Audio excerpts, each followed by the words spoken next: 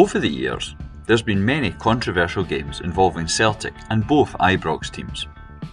One match, played in the shadow of World War II, is largely unknown, but features refereeing bias, bans and drunkenness. The end of the Second World War brought peace to Europe, and initially one trophy to Celtic Park. A victory in Europe Cup was won by Celtic on the 9th of May 1945, the day after the war in Europe came to an end. And then in 1946, a Victory Cup took place. This was a much bigger event and involved 32 sides. The prize was in fact recognisable to Scottish football fans. During the war, a Southern League Cup was held. This later became the League Cup. The trophy for this was used as the Victory Cup. In the first round, Celtic faced St Johnstone. On the 20th of April 1946, Celtic travelled to Perth and claimed an 8-2 win. The second leg, 4 days later, was an equally simple 5-0 victory for the Hoops. Celtic were in the second round with a 13-2 aggregate score.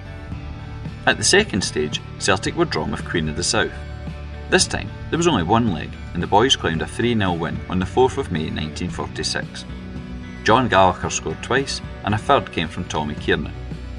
In the quarter-finals, Celtic had a journey to Fife. On the 18th of May 1946, Celtic went to Starks Park in Kirkcaldy.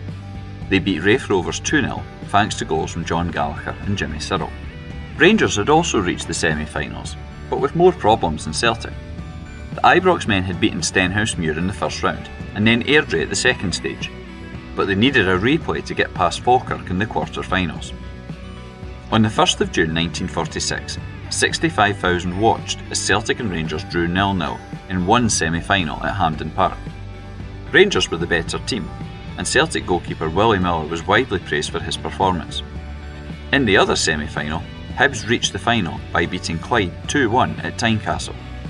4 days later, Celtic and Rangers were back at Hampden for the semi-final replay. This time, a smaller but still large crowd of around 50,000 turned out. By the end of the 90 minutes, there would be enormous controversy. Matthew Dale was the match referee.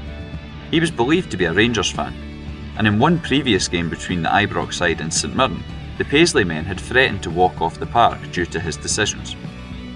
As the game began, Celtic complained about different decisions. Rangers went ahead though in 10 minutes, and soon various Celts, especially Cyril and Gallagher, were limping due to hard fouls, but no free kicks were given to the Celts. The referee later fell over. Celtic defender George Patterson tried to help him back to his feet and smelled alcohol on his breath. When he asked if the match official was okay, Patterson was instead booked for his trouble. At half-time, Celtic lodged a protest against the referee. Whilst there were concerns about his pro-Ibrox views, this was much less important than him being drunk. The Celtic players and board officials complained, but nothing happened. Celtic struggled in the second half. The injuries to Cyril and Gallagher were so bad the boys were down to only 9 fit men, this being in the days before substitutes were allowed. Then things got worse. Rangers were given a penalty, and the Celtic captain George Patterson refused to hand over the ball to let this be taken. As a result, referee Dale sent him off, putting Celtic down to only 8 fit players. Matters soon became even bleaker for the Hoops. Another Celt, Jimmy Mallon, rubbed out the penalty spot with his boot, then kicked the ball away. As a result, he too was sent off. This left the Celts with only 7 fit players. Rangers scored the penalty and the boys were 2 down. Trouble now extended to the terraces. Some fans tried to invade the pitch, and one Celtic supporter tried to tack the referee. Eventually, the match restarted and Rangers, unsurprisingly, saw out a 2-0 victory. After the game, Celtic received more punishment. The club were fined £50 and had to post warnings at Celtic Park about crowd behaviour. 3 Celts also received long bans: Patterson and Mallon for 3 months, and Matt Lynch for 1 month. Matt Lynch's ban had even been opposed by a Rangers player. Ibrox man Jimmy Duncanson wrote to Lynch saying that the Celt had done nothing wrong and shouldn't be punished. But still, the ban stood, and no action was taken against the referee. 10 days later, Rangers were back at Hampden to beat Hibs and claim the Victory Cup. The Celts were less than happy, furious at the referee's input. It seems that some things never change. If you want to learn more about Celtic history, Follow Hail Hail History on Twitter X.